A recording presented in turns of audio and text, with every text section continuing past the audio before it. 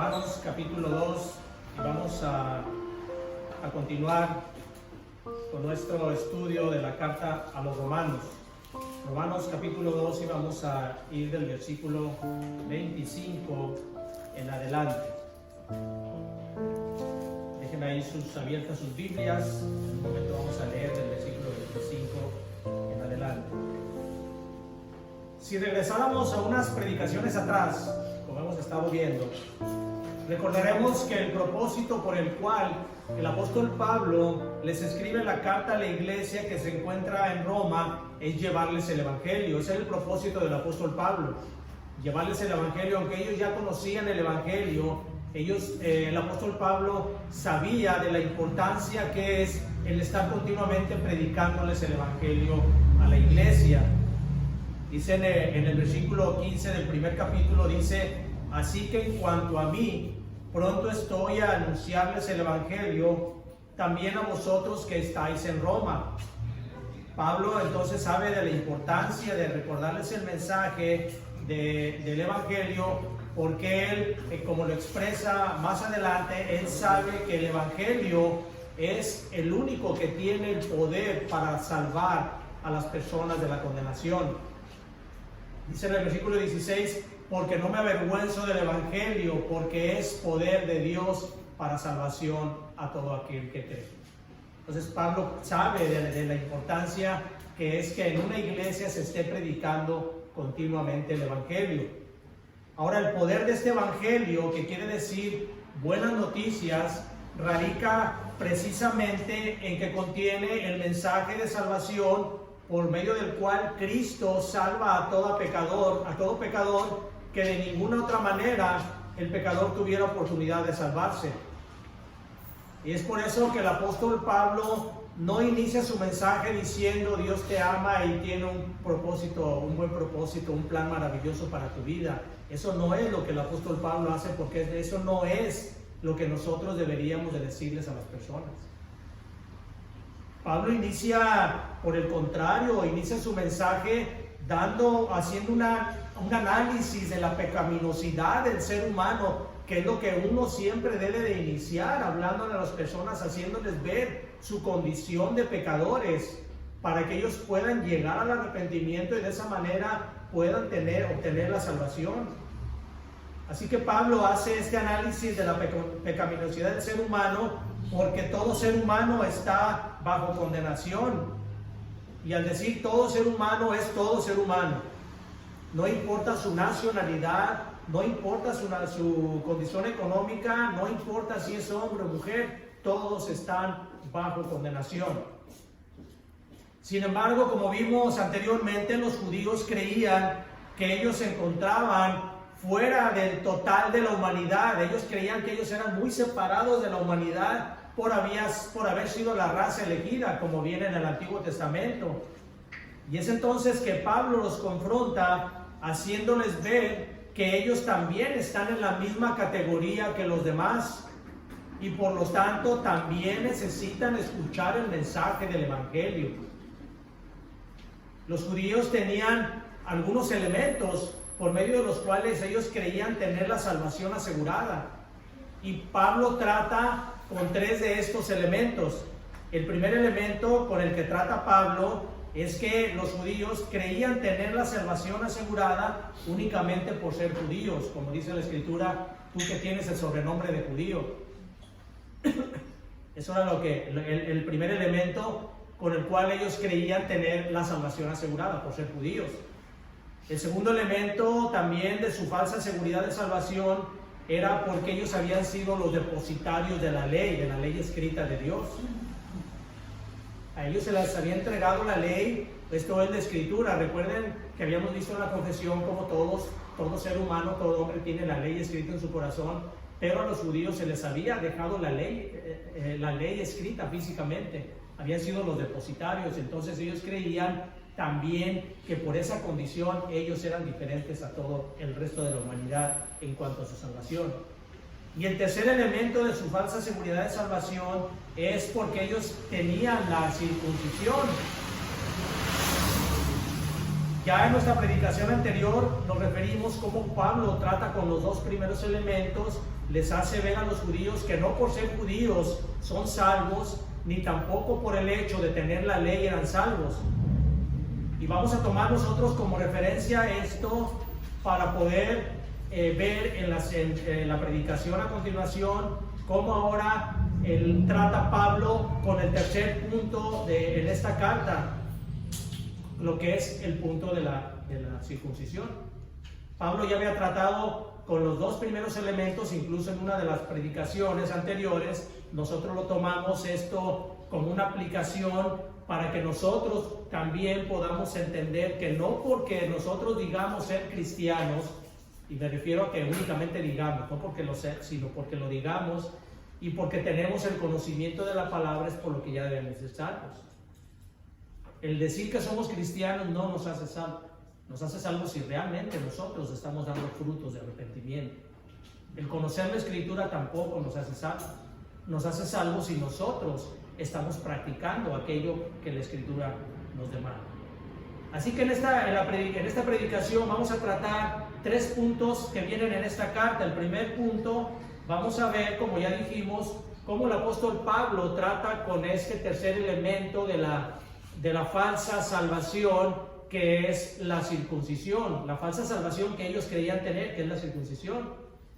El segundo punto que veremos en esta predicación será un diálogo imaginario o hipotético que Pablo tiene con un judío para hacerle ver la condición en la cual se encuentra.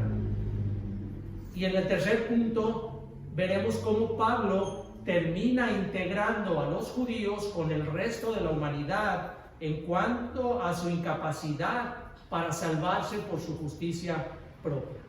Así es que esos son los puntos que veremos en la predicación a continuación. Vamos a orar, hermanos. Bendito Padre, gracias te damos por tu palabra, gracias porque nos permites poder estudiarla.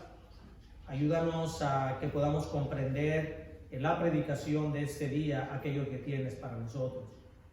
Y que esto nos convierta también en unas personas de agradecimiento al saber que tú nos has salvado únicamente por tu misericordia y por tu gracia.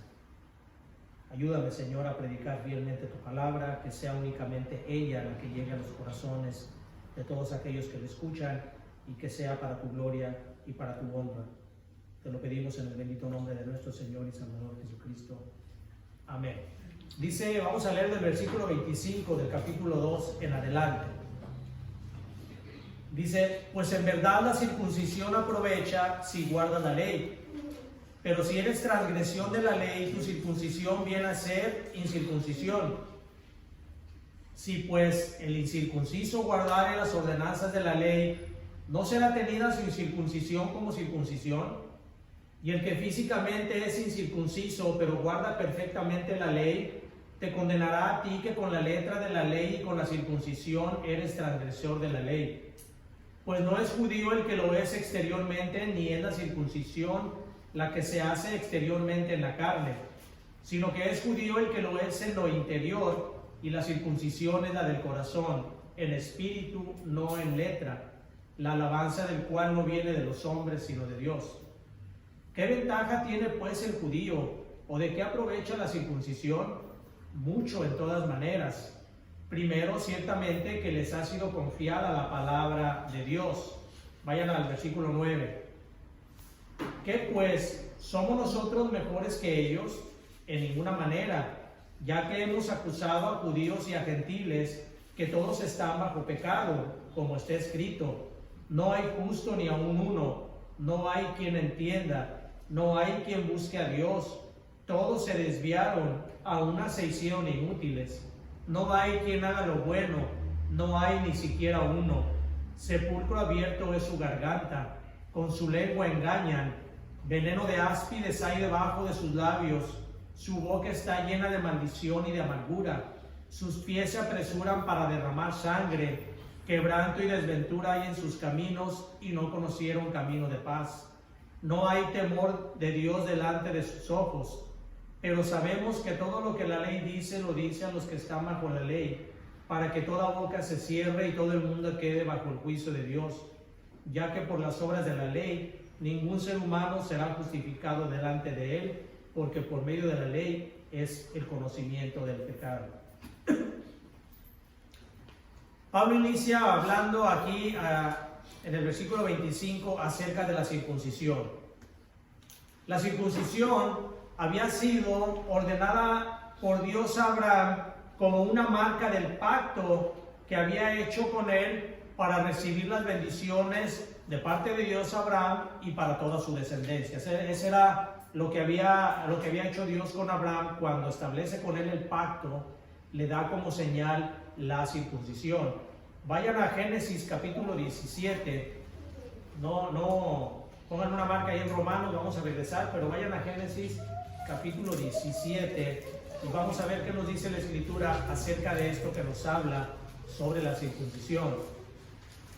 Génesis capítulo 17, versículo 9 dice: dijo de nuevo Dios a Abraham: en cuanto a ti, guardarás mi pacto, tú y tu descendencia después de ti por generaciones. Este es mi pacto, que guardaréis entre mí vosotros y tu descendencia después de ti. Será circuncidado todo varón de entre vosotros.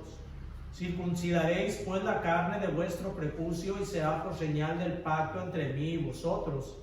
Y de edad de 8 días será circuncidado todo varón entre vosotros por vuestras generaciones, el nacido en casa y el comprado por dinero a cualquier extranjero que no fuere de tu linaje.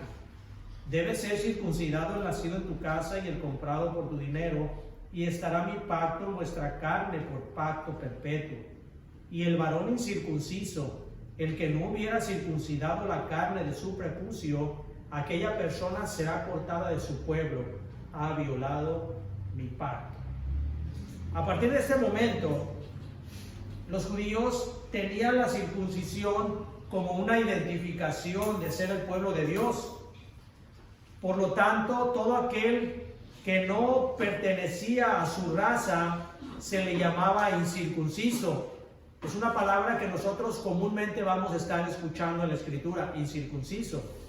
Esta era una expresión que denotaba repulsión, que denotaba odio hacia todas aquellas personas que no fueran judíos circuncidados. Todos los judíos eran circuncidados. Como dice la Escritura, nunca dejaron de cumplir ese mandamiento que Dios les había ordenado. Era tal la expresión de odio que en una de las cartas de Pablo a los incircuncisos se les denominaba también como perros. Era una expresión que los judíos utilizaban mucho para nombrar a todos aquellos que no eran judíos. En el primer libro de Samuel, en el capítulo 17, cuando David llega al campo de batalla, David era un pequeño, era todavía un pastor, lo que posteriormente fue el rey David, llega al campo de batalla y se entera de que hay un filisteo, están en guerra los judíos contra los filisteos. Es primera Samuel, capítulo 17, en el versículo 26, por si lo quieren buscar. Llega él al campo de batalla, llega David al campo de batalla y se entera de que hay un guerrero filisteo que los está retando y nadie se atreve a tomar ese reto. Y David valientemente les dice a los judíos, le dice: ¿y quién es este filisteo incircunciso para que provoque a los escuadrones del Dios viviente? Le está diciendo: ¿quién se atreve o cómo se atreve este incircunciso? Lo dice con el desprecio. Este incircunciso, ¿cómo se atreve a retar a los escuadrones del Dios viviente? Así que, aun cuando la circuncisión era únicamente una señal externa del pacto de Dios con Abraham, los judíos la habían transformado de tal manera que creían que la circuncisión tenía algún elemento de valor que los hacía tener privilegios ante Dios. De hecho, hay un comentarista, John MacArthur, un comentarista, dice que en la Midrash es una especie de comentario que los judíos utilizaban para analizar o descifrar algunas partes de la Escritura. Y este comentarista nos dice que en la Midrash hay un comentario donde se dice que Abraham estaba sentado a las puertas antes de llegar al infierno para impedir que cualquier judío circuncidado entrara en él. Eso, por supuesto, eran tradiciones judías. Nosotros hemos visto cómo las tradiciones judías tenían muchas veces mayor peso incluso que la Escritura. Por eso el Señor Jesucristo siempre reprendía a escribas y fariseos y les decía que les daban mayor valor a sus tradiciones que a la propia Escritura. Pero eso era lo que ellos creían. Ellos creían que Moisés estaba sentado ahí para impedir que cualquier judío circuncidado entrara en el infierno. Así que esta creencia la tenían aun cuando la Escritura ya les había advertido que la circuncisión no era únicamente el acto físico de cortar el prepucio, sino que la verdadera circuncisión es la del corazón. Acompáñame a Jeremías capítulo 9, versículo 25 y 26. Jeremías 9, 25 y 26 dice: He aquí vienen días, dice Jehová, en que castigaré a todo circuncidado y a todo incircunciso, a Egipto y a Judá, a Edom y a los hijos de Amón y de Moab, y a todos los arrinconados en el postrer rincón, los que moran en el desierto, porque todas las naciones son incircuncisas, y toda la casa de Israel es incircuncisa de corazón. Así que los judíos si bien tenían ellos la circuncisión como un elemento que los diferenciaba del resto de las razas por haber recibido el pacto de Abraham, también tenían ellos en la Escritura, donde se les decía que la circuncisión no era la circuncisión física, sino que la circuncisión verdadera era la circuncisión del corazón. Y esa circuncisión únicamente la puede dar Dios. La circuncisión del corazón únicamente la puede dar Dios. Deuteronomio 36, Deuteronomio capítulo 30, versículo 6 dice: Y circuncidará Jehová tu Dios tu corazón y el corazón de tu descendencia, para que ames a Jehová tu Dios con todo tu corazón y con toda tu alma, así a fin de que vivas. Dice aquí entonces que es únicamente Dios el que puede circuncidar el corazón. La circuncisión del corazón entonces era la condición a los judíos para que recibieran la bendición de Dios.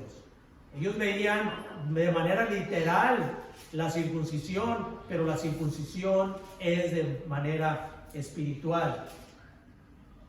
Es de esta manera entonces, regresando a Romanos, es de esa manera que Pablo va a confrontar a sus hermanos de raza con respecto a esas falsas pretensiones,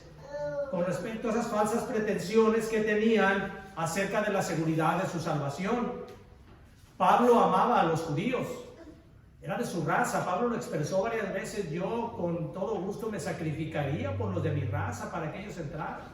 Amaba a su raza, amaba a los judíos, y por eso él trataba de evitar que siguieran ellos caminando por el camino equivocado, en el camino de la perdición.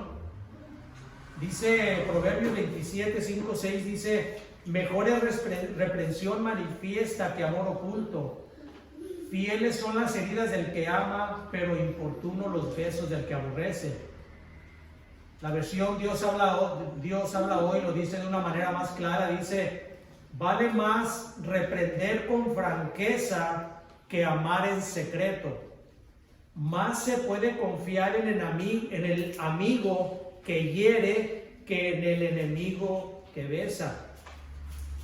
¿Y cuántas veces nosotros nos detenemos de hablarle a aquellas personas que nosotros amamos, de que están caminando por el lado equivocado, de que están caminando fuera de los caminos de Dios, ya sea personas inconversas o incluso a nuestros propios hermanos, que nosotros vemos que están apartándose de los caminos de Dios y sin embargo nosotros no somos capaces de hablarles a ellos del lugar en que están caminando.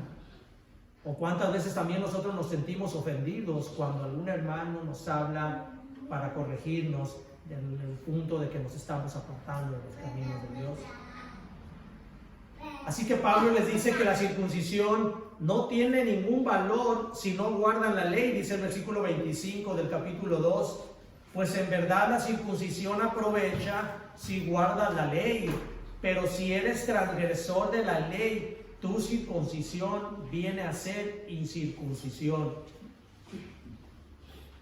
Pablo les pone además de esto, les da en el versículo 26 y 27, les da un caso de cierta manera hipotético, o sea, un caso ficticio de qué pasaría si una persona, o de lo que pasaría si una persona fuera capaz de cumplir la ley, que no se puede, por supuesto, por eso les digo que es algo que Pablo lo hace de manera ficticia, porque no hay quien cumpla la ley, pero lo hace de la manera de qué pasaría si alguien pudiera cumplir la ley para que los judíos se dieran cuenta de que si una persona no circuncidada físicamente cumpliera la ley, esta persona los iba a juzgar a ellos. Dice el versículo 26 y 27. Si pues el incircunciso guardare las ordenanzas de la ley, no será tenida su incircuncisión como circuncisión, y el que físicamente es incircunciso pero que guarda perfectamente la ley, te condenará a ti, que con la letra de la ley y con la circuncisión eres transgresor de la ley.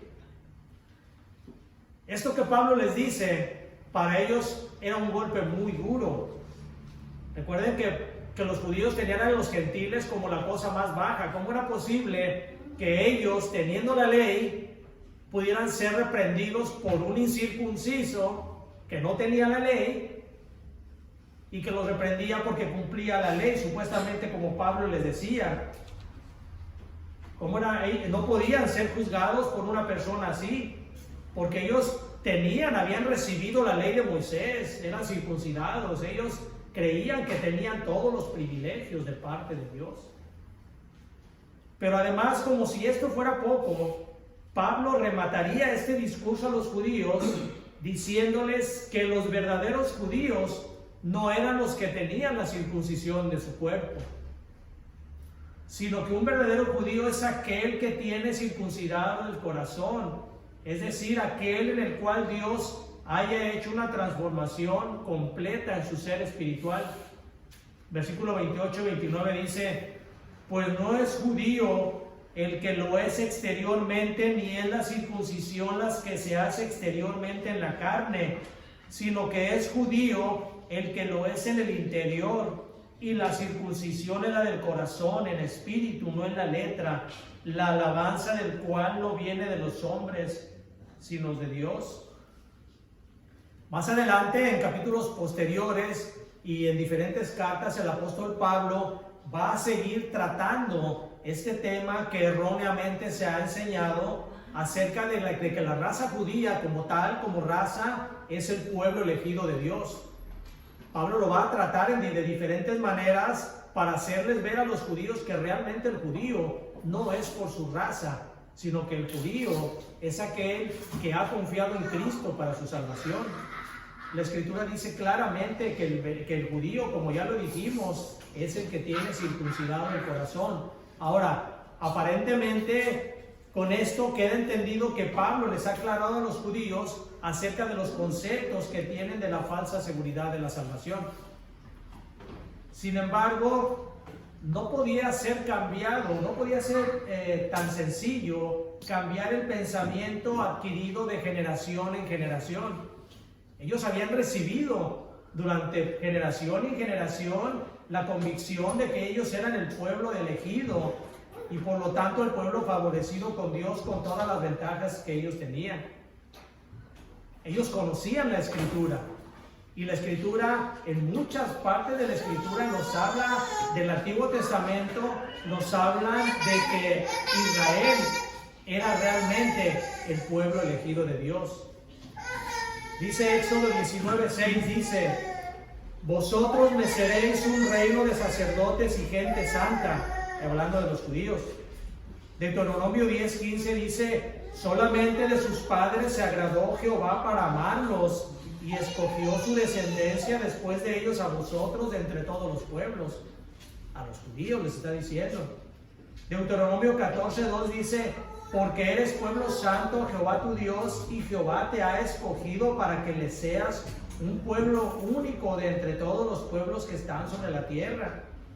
Salmo 135:4 dice: porque Jehová ha escogido a Jacob para sí, a Israel por posesión suya. Isaías 43:21 dice: este pueblo he creado para mí, mis alabanzas publicará.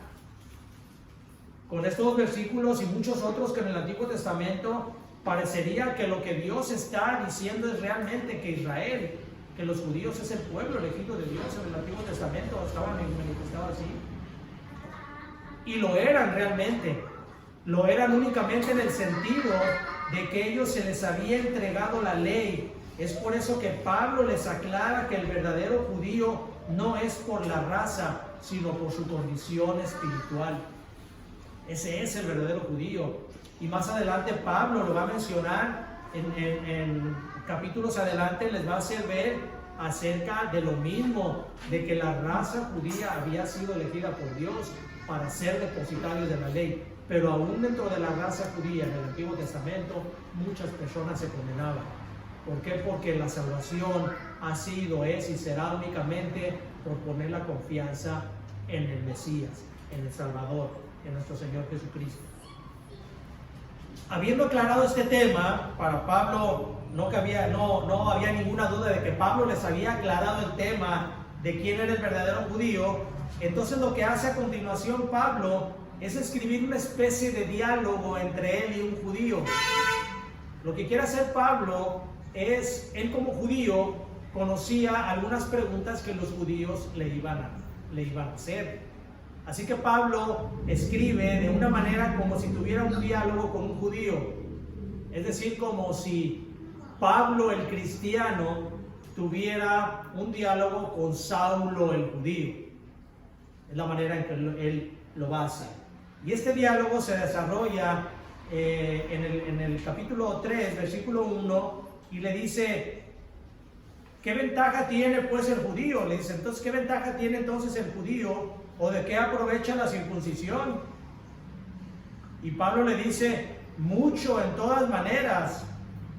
Primero, ciertamente que les ha sido confiada la palabra de Dios. Y aquí la palabra primero no significa que hay un segundo, un tercero. No significa que le va a decir: en primer lugar les ha sido confiada la palabra de Dios, en segundo lugar está sucediendo esto. No, la palabra primero significa que es lo más grande.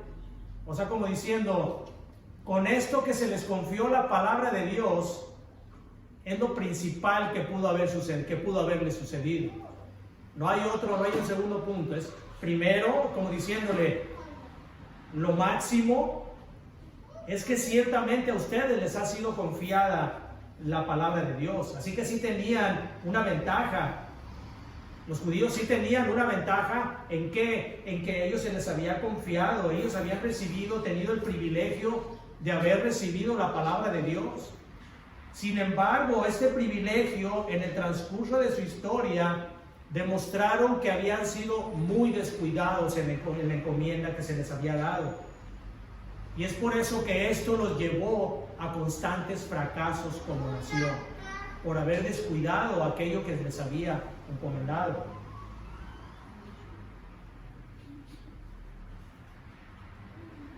Aún con todo esto, la escritura había sido guardada por los judíos. Eso no cabía duda, los judíos habían guardado la ley. A pesar de que habían sido descuidados a tal punto de que cuando en el libro de Josué, a Josué se le había mandado y se le había dicho que guardara la ley, que tuviera la ley y que meditara con ella de día y de noche, y que eso debía de haberse transmitido a todos los gobernantes del pueblo de Israel para que les fuera bien. Ellos en su descuido la habían perdido y de esa manera se habían ocasionado muchos males para ellos. Pero ciertamente la ley la guardaron, después fue restituida por el rey Josías y de esa manera fue siguiéndose transmitiendo hasta la época de nuestro Señor Jesucristo y aún hasta la época que nosotros la recibimos de esa manera. Así que el diálogo que tiene Pablo con ellos es principalmente en el punto de que les ha sido entregada y confiada la palabra de Dios. Dice el versículo 3, dice que pues si algunos de ellos han sido incrédulos, su incredulidad habrá hecho nula la finalidad de Dios. Entonces eso es otra palabra retórica y Pablo se contesta: de ninguna manera, antes bien Dios sea veraz y todo hombre mentiroso, como está escrito, para que seas justificado en tus palabras y venzas para cuando fueres juzgado. La infidelidad de los judíos no nulificaba la fidelidad de Dios. Los judíos habían sido infieles en los mandamientos que Dios les había entregado, pero Dios es fiel, Dios es veraz y Dios no puede cambiar, ni nadie le puede hacer que cambie lo que Dios tiene ya decretado. Dios es fiel y por eso dice: de ninguna manera la infidelidad de ellos no hace nula la fidelidad de Dios, porque Dios es fiel, Dios tiene su fidelidad. Versículo 5 dice: y si nuestra injusticia hace resaltar la justicia de Dios, ¿qué diremos? ¿Será injusto Dios que da castigo? Hablo como hombre. En ninguna manera, de otro modo, ¿cómo juzgaría Dios al mundo?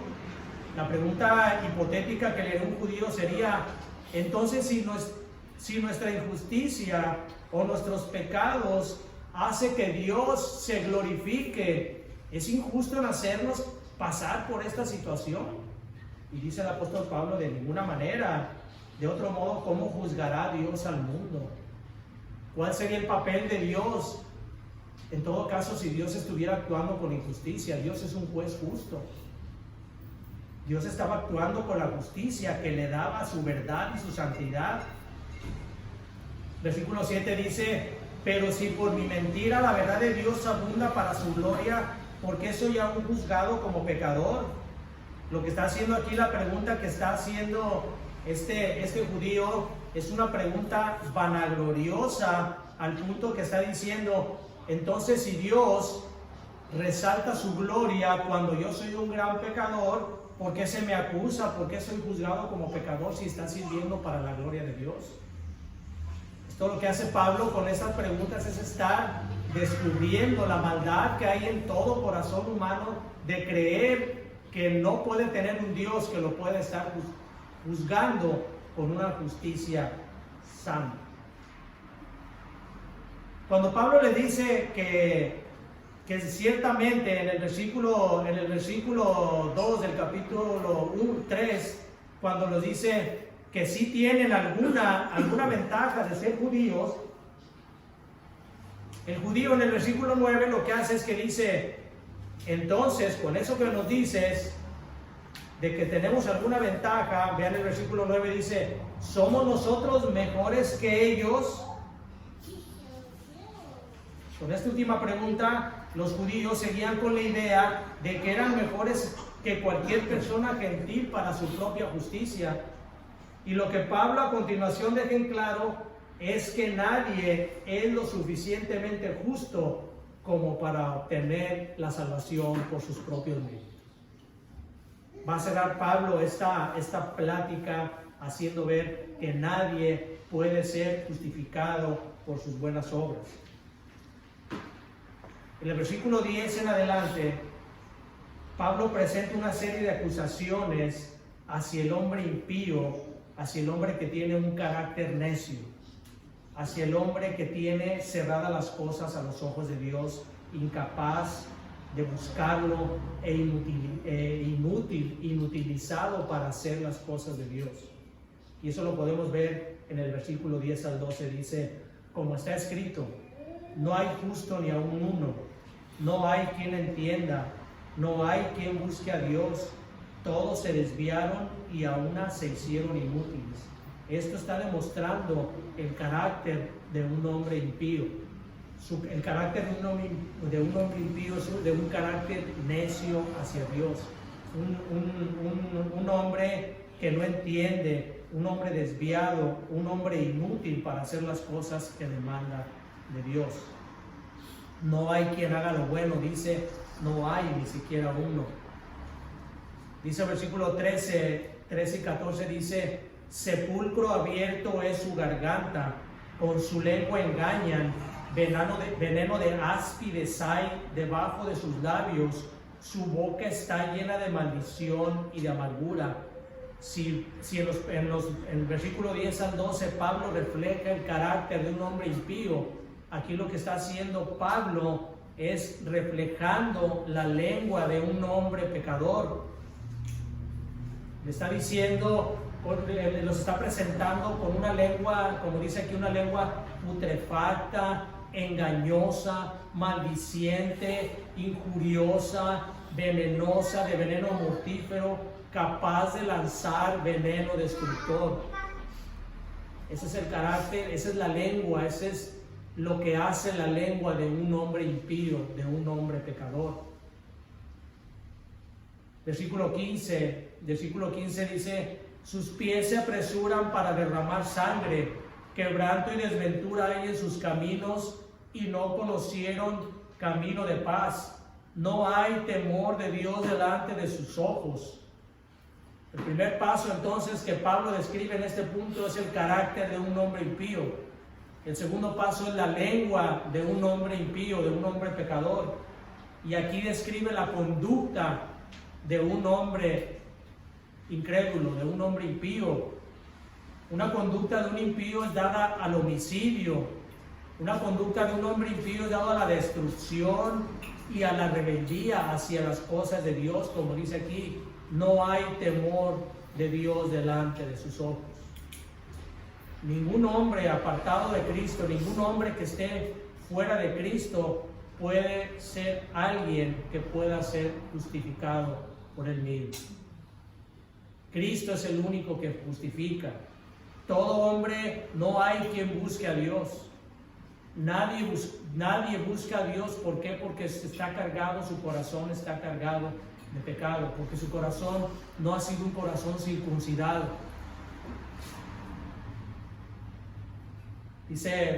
Pablo dice, versículo 18, 19, dice, pero sabemos que todo lo que la ley dice, lo dice a los que están bajo la ley, para que toda boca se cierre y todo el mundo quede bajo el juicio de Dios. Ya que por las obras de la ley, ningún ser humano será justificado delante de él, porque por medio de la ley es el conocimiento del pecado.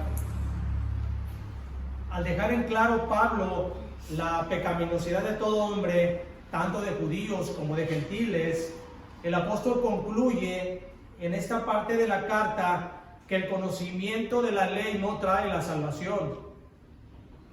Pablo quiere hacernos ver a todos, tanto a gentiles como a judíos y a nosotros, nos hace ver que el conocimiento de la ley no trae la salvación. Nosotros no podemos salvarnos, como lo dijimos al principio, no podemos salvarnos únicamente porque conozcamos la Escritura si no la cumplimos.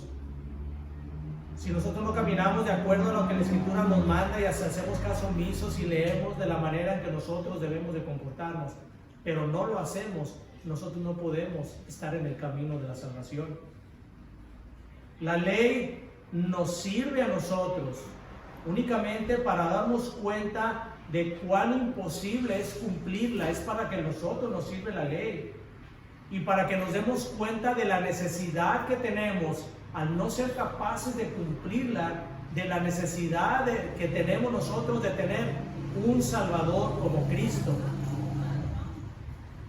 Como dice aquí en versículo 20, por las obras de la ley ningún ser humano será justificado delante de él. Y lo que Pablo está haciendo es recalcándole a los judíos y diciéndoles, ustedes no son mejores que los gentiles, no son mejores que nadie. Ustedes también necesitan la salvación de Cristo.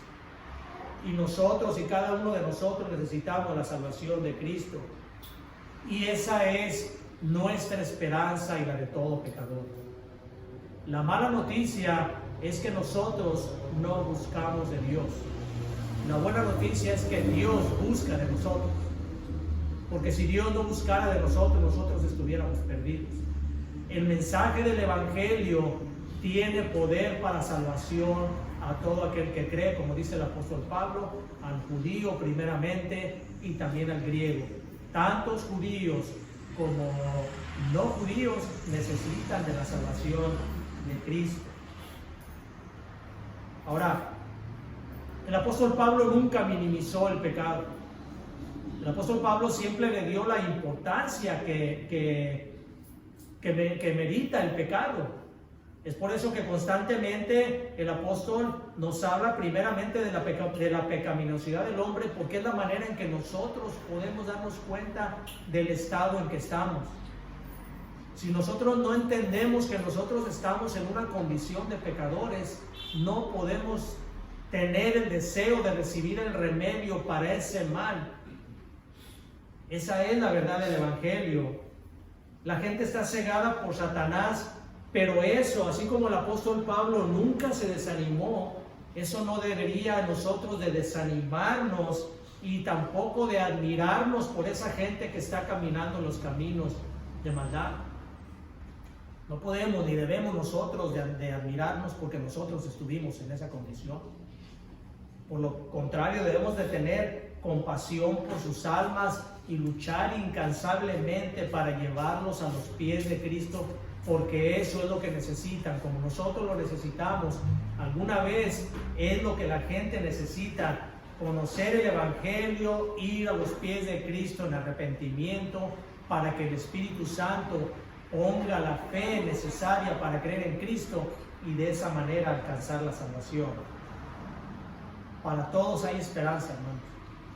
Cristo es poderoso para salvar a todos aquellos que están en el camino de la perdición. Si nos salvó a nosotros, también es poderoso para salvar a todos ellos. Vamos a orar. Bendito Padre, gracias te damos por esta palabra tuya, Señor. Ayúdanos, Padre, ayúdanos a, en verdad, tomar cada punto de tu palabra, cada coma, como decía nuestro Señor, no hay nada que pueda ser cambiado, porque todo eso es para nuestro provecho. Porque tú la has inspirado y tú sabes la necesidad que tenemos de conocer tu bendito Evangelio. La necesidad que tenemos de arrepentirnos, de dejar este mundo de maldad, de apartarnos de tantas cosas que nos han estorbado para caminar por el camino correcto. Ilumínanos con la luz de ese poderoso Evangelio que tiene el poder para transformarnos. Transforma, Señor, aquellos a los cuales tú has llamado para vida eterna, aquellos que de alguna manera se han resistido, pero que hoy escuchan este mensaje y que nosotros rogamos para que pueda transformar esas vidas. Danos también a nosotros una plena convicción y un agradecimiento de aquello que has hecho por nosotros y que podamos seguir caminando en el camino que tú tienes para nuestras vidas. Porque te lo pedimos en el bendito nombre de nuestro Señor y Salvador Jesucristo. Amén. Vamos a ponernos de pie, hermanos. Vamos a